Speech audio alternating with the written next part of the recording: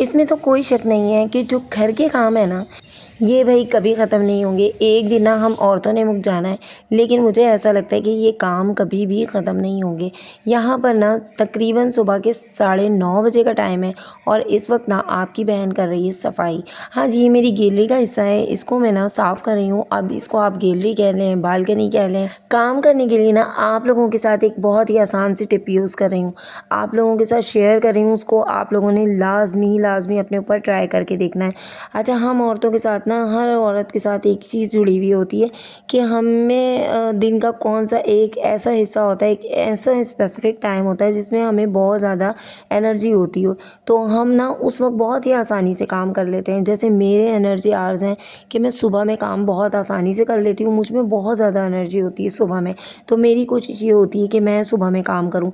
इस वक्त तकरीबन 9:30 बजे का टाइम है। अभी मैंने घर की क्लीनिंग स्टार्ट की है, खाना भी बनाना है, उसके साथ में फिर मुझे डस्टिंग करनी है। लेकिन ये सब काम ना ऐसे हो जाएंगे चुटकियां बजाते, क्योंकि आपको पता है कि मैंने ये सोचा है कि मुझे बिल्कुल नहीं थकना। और आज ना आप लोगों के साथ भी मैं यही चीज़ें शेयर करने वाली हूँ। अपना टाइम देखें और उसमें कोशिश करें कि जो काम आपका एनर्जी वाला टाइम होता है ना, आप उसमें करें। जो बहुत ज़्यादा ज़रूरी काम है वो आपने कर लिए, फिर आपको थकन फील हुई, आप थोड़ी देर के लिए लेट गई। क्योंकि देखें, अगर हम अपना ख्याल करेंगे, अपना ख्याल नहीं करेंगे तो हमारा ख्याल कोई भी नहीं करेगा, और ना ही कोई हमें आके ये कहेगा कि भई आप लेट जाओ, थक गई हूँ। तो अगर हम पूरा दिन भी लगे रहेंगे ना इस सोच में कि कोई हमें कह देगा कि भाई लेट जाओ, आराम कर लो, खा लो, पी लो, तो ऐसा कुछ नहीं होने वाला।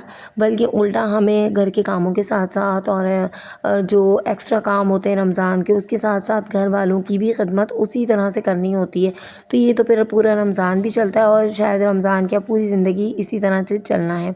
लेकिन साथ साथ में कोशिश करें कि वो काम जो आपके सुबह के थे, जो बहुत ज़्यादा सर्दी हो रही थी, वो आप चाहें तो आप रात में भी कर सकती हैं। जैसे मैं सुबह सुबह कपड़े धोया करती थी, तो आजकल मैंने ये रूटीन बनाई हुई है कि सुबह में मैं घर के काम कर रही होती हूँ। सुबह के जो स्पेसिफिक टाइम होता है वो ये होता है कि पहले मैंने क्लीनिंग करी है, उसके बाद मैं रूम में आ गई, पहले अपना रूम क्लियर किया, क्योंकि जो रूम गंदा होता है ना, तो फिर यकीन करें बिल्कुल दिल नहीं चाहता। ऐसा लगता है कि अगर छोटी छोटी चीज़ें इधर उधर फैली हुई होती हैं ना, तो ऐसा लगता है कि कोई सफाई नहीं हुई। जब भी आप किसी भी सफाई के अंदर कोई भी काम स्टार्ट करें ना, चाहे आप बेशक रूम साफ़ कर रही हो, आप किचन साफ़ कर रही हो, जो भी सामान आपका आगे पीछे फैला हुआ है ना, पहले उसको उठाएं, आगे पीछे उसको सेट करें, जहाँ जिसकी जो जगह है ना उसकी जगह पे रखें, कपड़ा मारें। और फिर अच्छे से ना, जब आपका रूम डेकोरेट हो जाए बिल्कुल सादा, और कोशिश करें कि रूम में ना एक्स्ट्रा चीज़ें ना हो, जो भी चीज़ें हैं ना वो काम की रखें। स्पेशली जो ड्रेसिंग होती है ना, उसको बहुत बहुत सादा रखा करें। एकदम से भर देना, फिर उसकी रोज़ाना क्लीनिंग बहुत ज़्यादा मुश्किल होती है। और ये जो बुरिश होता है ना, यकीन करें इसने मेरी ज़िंदगी ना बहुत ज़्यादा आसान कर दी है। मैं क्या करती हूँ कि यहाँ पे ना कपड़ा जब मैं मारती हूँ ना टिश्यू बॉक्स में, तो मेरे जो फर्नीचर की तरह ना ये वाला जो टिश्यू बॉक्स होता है ना, इसके अंदर भी बहुत ज़्यादा डिज़ाइनिंग है, बहुत ही ज़्यादा इसके अंदर डिज़ाइनिंग है। यकीन करें कि कपड़े से तो वो साफ़ होती ही नहीं है, जो डस्ट होती है ना वो इसके जो डिज़ाइनिंग है ना उसके अंदर घुस जाती है। तो मैंने ये वाला जो बुरिश रखा हुआ है ना, सस्ता सा मंगाया था, और इसको ना मैं अपने इस गुलदान के अंदर जब अच्छे से क्लीनिंग कर लेती हूँ, तो इसको झाड़ के ना इसी में रख देती हूँ, ताकि मुझे नेक्स्ट टाइम जब भी ज़रूरत हो ना फ़ौरन से मिल जाए, बस ढूंढना ना पड़े। मुझे ना काम करने से इतनी उलझन नहीं होती जितनी उलझन मुझे ना चीज़ें ढूंढने से होती हैं। तो जो भी चीज़ होती है ना, उसको हाथ के हाथ सामने के सामने रखा करें। पहले जब मैं काम कर रही होती थी ना, तो मैं इस पर हमेशा कपड़ा मारा करती थी, लेकिन इससे ना इसकी डस्ट वगैरह नहीं उड़ती थी। तो यही वजह थी कि इसके ऊपर ना अच्छी खासी डस्ट जमा हो गई। अब ना डेली बेसिस पे मैं, या फिर 1-2 दिन के गैप से मैं इस तरह से कर करके इसको साफ़ कर रही हूँ ना, तो यकीन करें इतनी इतनी मिट्टी चढ़ रही होती है, और बहुत ही अच्छे से मुझे फ़ील होता है कि हाँ भाई बहुत अच्छे से इसकी क्लीनिंग हो गई, तो दिल को एक सुकून सा पड़ जाता है। अच्छा, एक और बात कि घर का काम करना ना इतना मुश्किल नहीं होता, बस ये है कि हमें थोड़ा सा तरीका आना चाहिए, तो हमें पता होना चाहिए कि कौन से काम का ना कौन सा टाइम परफेक्ट है।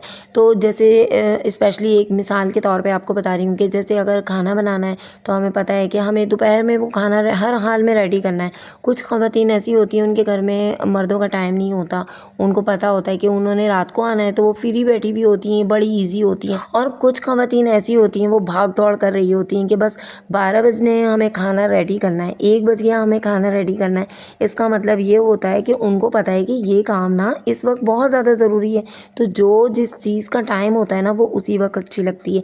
अगर आपने शाम के वक्त हांडी रेडी करनी है ना और आपने सुबह से सोच बना ली कि भाई अभी अभी मुझे इसको रेडी करना है और चाहे उसके लिए मैं थकन से मर ही क्यों ना जाऊँ, तो वो बहन वो मेहनत भी बेकार है, क्योंकि खाना हमने शाम में खाना है और ख्वार हम सुबह से हो रहे हैं। तो बस ये छोटी सी मिसाल है, अगर इसी तरह हम घर के कामों को ले लेना तो यकीन करें हम घर के काम बहुत आसानी से कर सकते हैं। जो ज़रूरी काम होते हैं वो करें, थोड़ी देर रेस्ट करें और उसके बाद फिर अपना माइंड बनाएं, फिर दोबारा से लग जाएं। कोई बात नहीं, हमने सारी ज़िंदगी काम करना है। अगर हम एक दिन नहीं करेंगे, 2 घंटे नहीं करेंगे तो कोई क़यामत नहीं आ जाएगी। अच्छा, यहाँ पे मैं आपको बताऊँ कि यहाँ पे आलू गोभी मैं बना रही हूँ और तकरीबन जो है ना आलू गोभी बहुत ईज़ी है। मैंने पहले भी कई दफ़ा आप लोगों के साथ शेयर की थी, तो अभी भी मैंने आप लोगों को बस बताया नहीं है। पूरी गोभी की जो रेसिपी है ना आपके सामने ही बनाई है और शेयर भी की है। तो यहाँ पे मैं क्या कर रही थी कि आलू गोभी मैंने चढ़ा दी थी और मुझे सबसे ज़्यादा जो टेंशन होती है ना खाने की होती है, उसकी वजह ये है कि वही बात आ गई कि मेरे जो हस्बैंड है ना वो 1 बजे आते हैं और उनको 1 बजे बिल्कुल फ़िक्स टाइम पे खाना चाहिए होता है। 1 बजे खाना खा के बच्चों को छोड़ के ना वो दोबारा जाते हैं। तो मुझे सबसे ज़्यादा जो टेंशन होती है ना वो खाने की होती है और इसके साथ-साथ में मैं रमज़ान की जो छोटी-छोटी तैयारियाँ हैं वो भी कर रही हूँ, क्योंकि मैं एक वक्त में ना एक ही काम करती हूँ, बिल्कुल फैलावा नहीं करती। आज मैंने सिर्फ़ गैलरी को झाड़ा है, गैलरी की सफाई की है और उसकी अच्छे तरीके से क्लीनिंग कर ली झाड़न से ना। और दूसरी बात ये कि बर्तनों का जो ये वाला रैक है ना ये बहुत गंदा हो रहा था, तकरीबन महीना हो गया था मुझे इसको टच किए हुए, मैंने इसको साफ़ नहीं किया था तो काफ़ी मुझे गंदा लग रहा था। तो ये देखिए जितने बर्तन हैं ना सारे के सारे निकाल के मैंने शेल्फ़ पे रखे हुए हैं। ये वो टाइम है जब बच्चे घर में नहीं होते, मुझे कोई टेंशन नहीं होती। मुझे ऐसा होता है कि बस ये मेरा जो एनर्जी आवर्स है ना ये मेरे इस वक्त जो है ना बहुत पावर में होते हैं और मैं इस वक्त काम कर रही होती हूँ। तो भाई यहाँ पे मैंने सारी पूरा रैक धोया, इसका एक-एक पार्ट्स अलग हो जाता है। इसकी बहुत ही अच्छी प्लास्टिक है, बड़ी स्मूथ सी, बड़ी अच्छी सॉफ्ट लुक वाली। तो ये मैंने आसानी से धो लिया। उसके बाद फिर मैंने इसको पंखे के नीचे ले जाकर ना, क्योंकि बच्चों के आने में अभी 1 घंटा बाकी था और उनके आने से पहले मुझे पूरा घर समेटना था और खाना मेरा रेडी था। मैंने खाना सालन पहले चढ़ा दिया था और फिर सालन के बनते-बनते ना मैंने किचन में ये वाला काम स्टार्ट किया।